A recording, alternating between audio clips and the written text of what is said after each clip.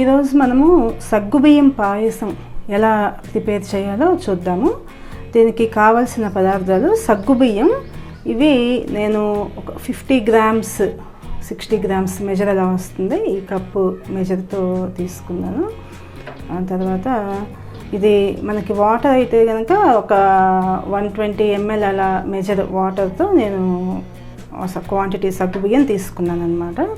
తర్వాత పాలు ఒక 1/2 లీటరు చిక్కటి పాలు తీసుకోవాలి. ఆ తర్వాత బెల్లము ఒక 250 గ్రామ్స్ నుంచి 200 గ్రామ్స్ వరకు బెల్లము, జీడిపప్పు, కిస్మిస్, ఈ డ్రై ఫ్రూట్స్ వేయించుకోవడానికి సరిపడా 1 టేబుల్ స్పూన్ కానీ 2 టేబుల్ స్పూన్స్ కానీ నెయ్యి. ముందుగా మనము ఈ ప్రిపరేషన్ ప్రాసెస్ అనేది చూసుకుందాం. దీనికోసం నేను ఏదైతే సగ్గుబియ్యం తీసుకున్నానో ఇవి ఒక 2 గంటల ముందు నానబెట్టి ఉంచుకోవాలన్నమాట. మనం ప్రిపరేషన్ ప్రాసెస్ మొదలు చేసుకోవడానికన్నా ముందు నేను ఇవిగోండి ఒక 2 గంటల పాటు నానబెట్టుకుని ఒక 2 సార్లు శుభ్రంగా కడిగి సగ్గుబియ్యంని మనము ఏ మేజర్ బౌల్తో అయితే తీసుకున్నామో సగ్గుబియ్యం దాంతో 2 మెజర్స్ వాటర్ అన్నమాట యాడ్ చేసుకుని మనము నానబెట్టుకోవాలి. ఒకవేళ మార్నింగ్ కనుక మనం ప్రిపేర్ చేసుకోవాలనుకుంటే నైట్ 10 o'clock ఆ టైంలో మనం నానబెట్టుకుంటే మార్నింగ్ 7, 8 ఆ టైంలో మనము ప్రాసెస్ మొదలు పెట్టుకోవచ్చు అన్నమాట. ఇవి చక్కగా నానడం మూలంగా ఏంటంటే మనకి సగ్గుబియ్యం అనేది తొందరగా ఉడికిపోతుంది అన్నమాట. జస్ట్ అలా 5 నిమిషాల్లో మనకి ఈ పాయసం అనేది ప్రిపేర్ అయిపోతుంది. పాలు మరిగిన తర్వాత ఈ ప్రిపరేషన్ ప్రాసెస్ అనేది చూసుకుందాం ఇప్పుడు. యాక్చువల్గా మనకి సగ్గుబియ్యము పెద్ద సైజు ఉంటేనే బాగా టేస్ట్ అనేది బాగా వస్తుంది అన్నమాట. మనకి తాగేటప్పుడు కూడా బాగుంటాయి సగ్గుబియ్యం సైజు పెద్దగా ఉంటే. కాకపోతే మనకి ఉడకటం అనేది ప్రాబ్లం అవుతుంది. కాబట్టి ఇలా నానబెట్టుకోవటం మూలంగా తొందరగా ప్రిపేర్ చేసుకోవచ్చు. ముందుగా నేను 1/2 లీటరు పాలు, ఇప్పుడు సగ్గుబియ్యంకి మనము ఆల్మోస్ట్ ఒక 200 ml ఒక 1/2 లీటర్ వరకు వాటర్ యాడ్ చేసి నానబెట్టుకున్నాం కదా. కాబట్టి 1/2 లీటర్ పాలకి 1/2 లీటర్ వాటర్ యాడ్ చేసుకుంటున్నాను. ఆల్రెడీ ఒక 1/2 లీటర్ వాటర్ మనకి సగ్గుబియ్యం నానబెట్టుకుంటానికి వాడుకున్నాం దాదాపుగా.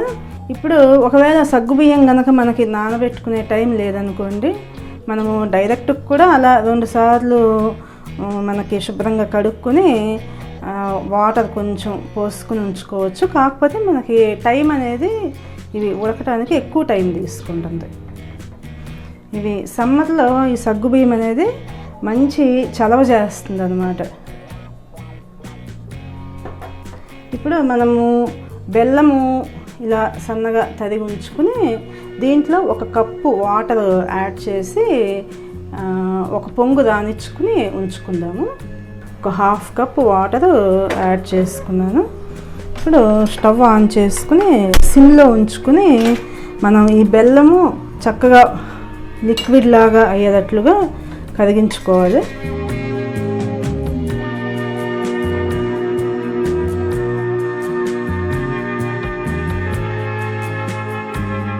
పాలు పొంగు వచ్చిన తర్వాత మనము నానించి ఉంచుకున్న సగ్గుబియ్యం అనేది యాడ్ చేసుకుందాం. ఇప్పుడు మనకి పాలు అనేవి పొంగు వస్తూ ఉన్నాయి చూడండి. ఈ స్టేజ్లో మనము ఈ నానబెట్టి ఉంచుకున్న సగ్గుబియ్యం అనేది స్లోగా యాడ్ చేసుకోవాలి.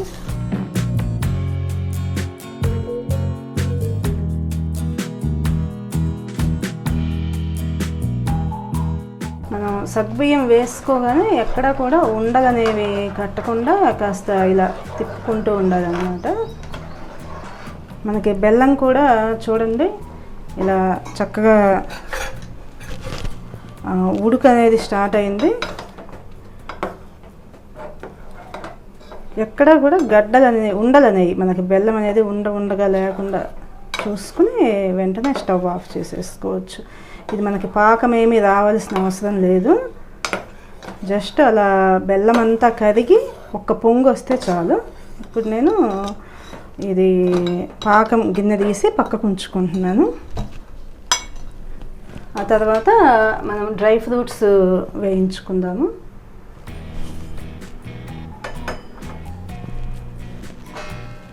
ఇప్పుడు మనకి ఇవి సగ్గుబియ్యం చూడండి ఒకసారి, అంతా కూడా మనకి ఒక 5 నిమిషాల్లో మొత్తము ఉడికిపోతాయి అన్నమాట. మనకి ఇప్పటికే సగ్గుబియ్యం ఉడకటం అనేది మనకి ఈ ఉడకడం అనేది మనకి ఎలా తెలుస్తుంది అంటే సగ్గుబియ్యం ట్రాన్స్పరెంట్గా తయారవుతాయి అన్నమాట. మనకి ఇలా నానబెట్టుకోవటం మూలంగా జస్ట్ అలా ఒక పొంగు వస్తే చాలు, మనకి పాయసం అనేది ప్రిపేర్ అయిపోయినట్లే. ఇంకా ఇప్పుడు నేను ఒక టేబుల్ స్పూను, అంటే దీంట్లో మనకి ఒక 4 నుంచి 5 యాలకులు ఉంటాయి అన్నమాట. 4 నుంచి 5 యాలకులు పౌడర్ చేసుకుని ఉంచుకున్నాను. యాలకుల పౌడర్ యాడ్ చేసుకుంటున్నాను. మనము యాలకుల పౌడర్ యాడ్ చేసిన తర్వాత ఇమీడియట్గా స్టవ్ అనేది ఆఫ్ చేసేసుకోవచ్చు అన్నమాట. ఇప్పుడు స్టవ్ ఆఫ్ చేసుకుని ఒక్క 5 నిమిషాలు చల్లారిన తర్వాత మాత్రమే మనము బెల్లం పాకం తీసి ఉంచుకున్నాం కదా, 5 నిమిషాలు చల్లారిన తర్వాత మాత్రమే యాడ్ చేసుకుందాము.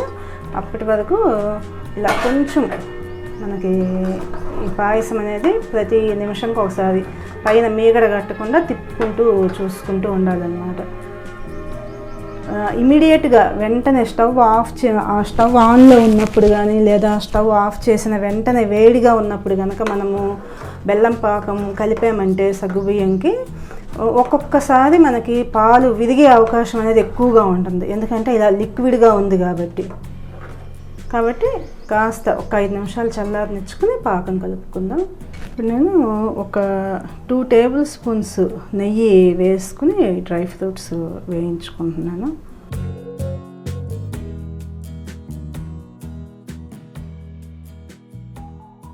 సగ్గుబియ్యం అనేది అడుగంటకుండా మాత్రం మనం ఇలా మధ్యలో కలుపుకుంటూ ఉండాలి.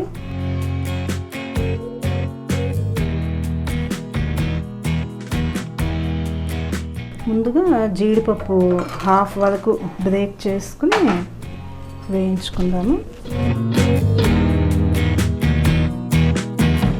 జీడిపప్పు మనకి హాఫ్ వేగిన తర్వాత, అంటే కొంచెంగా మనకి కలర్ మారుతుంది అని అనిపించినప్పుడు మనం కిస్మిస్ కూడా వేసుకుని 2 కలిపి వేయించుకోవచ్చు.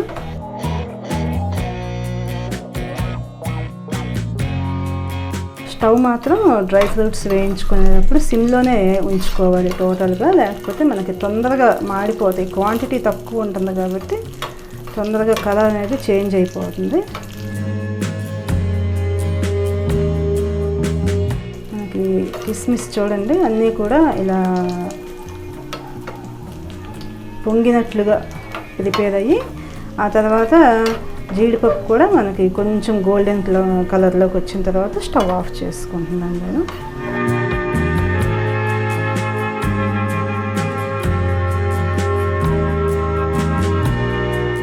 మనకి కావలసిన చిక్కదనం చూసుకుని మనం స్టవ్ అనేది ఆఫ్ చేసేసుకోవచ్చు. సగ్గుబియ్యం అనేది చల్లారిన తర్వాత గట్టిపడే అవకాశం ఎక్కువగా ఉంటుంది కాబట్టి మనము కాస్త లిక్విడ్గా ఉండగానే స్టవ్ జస్ట్ అలా ఈ సగ్గుబియ్యం ఉడికింది అనేది చెక్ చేసుకుని కాస్త ఇలా లిక్విడ్ స్టేజ్లో ఉండగానే మనం స్టవ్ ఆఫ్ చేసేసుకుంటే మనకి చల్లారిన తర్వాత కూడా, ఒకవేళ మనము చల్లారిన తర్వాత తాగాలి అంటే కూడా మనకి లిక్విడ్గా ఉంటుంది, గట్టిగా అయిపోకుండా.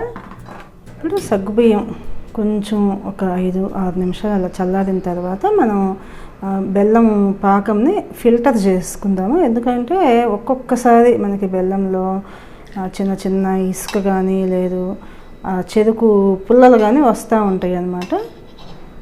కాబట్టి ఫిల్టర్ చేసుకుంటే బెటరు. ఇలా చక్కగా అంతా ఈవెన్గా మనకి సగ్గుబియ్యంలో కలుపుకోవాలి. ఇప్పుడు చాలా తొందరగా మనము 1-2 గంటల పాటు కనుక మనము సగ్గుబియ్యాన్ని నానబెట్టుకుంటే చాలా తొందరగా మనకి చాలా తేలిగ్గా సగ్గుబియ్యం పాయసం అనేది మనం ఇలా ప్రిపేర్ చేసుకోవచ్చు. ఇప్పుడు డ్రై ఫ్రూట్స్ యాడ్ చేసుకుందాం.